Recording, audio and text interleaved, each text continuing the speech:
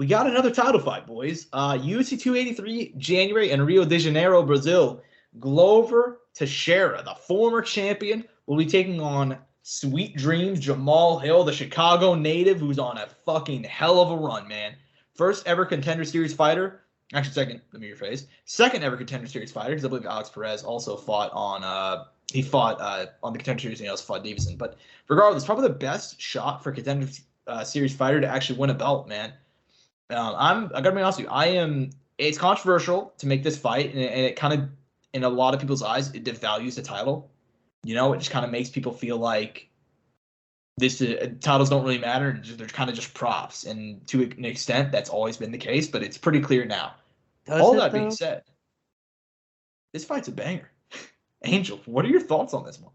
I don't know. Look, I don't know if I fully agree with that statement because Glover was going to fight for the title himself, you know? I mean, he was supposed to be originally on this card against Yuri, and he's in the position he should be, you know, as former champ. You know, I think he's well deserved of this spot, you know? Mm-hmm. I don't think there's any issue with it. I don't know. I don't think the belt's a prop right now. Obviously, I think because of the availability, but you know what direction you're going to go after this fight. You're going to give the title shot to Magomed Ankalaev after this. What Glover Teixeira, Jamahal Hill have their next opponent lined up after this fight, which is a scary thought because you already have one guy in front of you, and obviously you're not trying to look ahead, but you know what's ahead already. Yeah, you're not going to lie to yourself about that. The next guy in line is going to be Magomed Ankalaev, and then after that, depending when he comes back, Yuri Prochazka. That's the other guy. You have your next 3 fights lined up already in your career. You know, I don't think anybody's thought about that, but that's a fact. And granted, if for some reason one of those doesn't line up, you know Jan Blachowicz is waiting in the wing and Anthony Smith. Yeah, you know who's in line. Exactly. You know, there's a lot of pressure. There's a lot of stuff. Obviously, as a competitor and as a fighter, you know, you're not looking probably that far ahead. But in the back of the mind, you know, you're not going to lie to yourself, right? You got to be honest with yourself. Mm-hmm.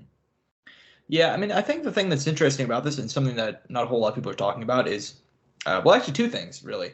For one, I'm willing to bet, and we're not really going to touch on the James Crowder situation in this because there's not been any real news since then. You guys got to remember, the card was set to be headlined by Brandon Moreno versus Davison Figueiredo. We don't know if Moreno switched camps. He's actually did the exact opposite. He went and put a statement out on Instagram saying that, you know, justice will prevail, and he's posted pictures of himself and Krause. And we don't know if he's going to stay aligned with him, but in the event that something happens, it would be really nice for the UFC to have a backup fight. You know what I mean? And this is that new fight. Secondly, you're saying that like UFC has these 3 fights kind of planned out, and they kind of have them ready in line. And that's true. But here's the issue. Glover Teixeira's been talking about retirement for a year already. He said he wanted to retire. His plans were to retire in November, ideally. He was planning on beating Yuri and then fighting one more time just in Madison Square Garden, and that was going to be it. He's already on the verge of retirement.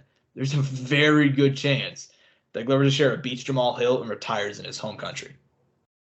And I don't know why I don't know why that's not being talked about. But look, you could also have the opposite. He could lose and retire. That's true, and Jamahal Hill does have a good chance of beating Glover. You know what I mean? Yeah. Obviously, his grappling has always been a bit of an issue. Thiago Santos had a lot of success wrestling him, but I still don't see the issues, Josh. I mean, the fighters are still in line. Even if Glover is to retire, you have the next person available. Okay, who's the next person available? Magomed Ankalaev. Who's Ankalaev going to fight? I mean, he better. No, but I'm saying who is he going to fight if Glover wins the belt and retires? Anybody, dude. Anthony Smith, throw him in there. Throw somebody. It's not going to matter. I mean, to an extent, yeah. But I think it'd be kind of funny if UFC just ended right back in the same position that they originally were. They could be. It's entirely a possibility. Yeah. At the same time, you know, we don't know exactly how long.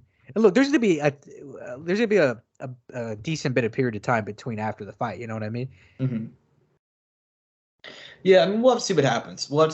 But regardless, I am actually really excited for that fight. I think, like, of that Saturday's card ended on such a downer, which, you know, we'll talk about. Also, we don't know if Rakic will be available by that time next year, too. You got to think about that. Probably not. His leg got really fucked up, man. I know that. I remember correctly. It was like his ACL, his MCL, and maybe even just meniscus. So he'll probably be out for over a year. I mean, maybe. Who knows? How long was Thiago Santos out? Over a year. I think he's out for a year and a half. I mean, who knows? I mean, this happened in May. I mean, I don't know. You can only hope, right? So we'll see. Okay, But so he already hurt his leg in 3 weeks prior to the fight in sparring, and he tore his ACL. oh, well, yeah, they were chilling. So that could be a year. So, and that's worst case scenario if it's a year. So we'll see. And yeah, and he's not going to fight again. And I mean, the title won't be defended again for a while. Yeah. So I'm telling you, there's time, and the division can still figure itself out. I mean, we're having Ryan Spann fight someone here soon. He's fighting Nikita Krylov. And then there's other guys who are coming. I mean, the division is still going to flow. I'm telling you, I don't think they're in a bad spot. Mm-hmm. Yeah, I mean, I don't know, man. I see it both ways, but yeah, we'll have to wait and see on this one. But I mean, it is very unfortunate. 2 of your top 5 guys are injured. Yeah. Like that is like the absolute shittiest situation. You should literally remove that and leave 3 guys there, and then you need to go to the next 2 below that, which ended up being Anthony Smith, Jamahal Hill, but they're both available, and they're so.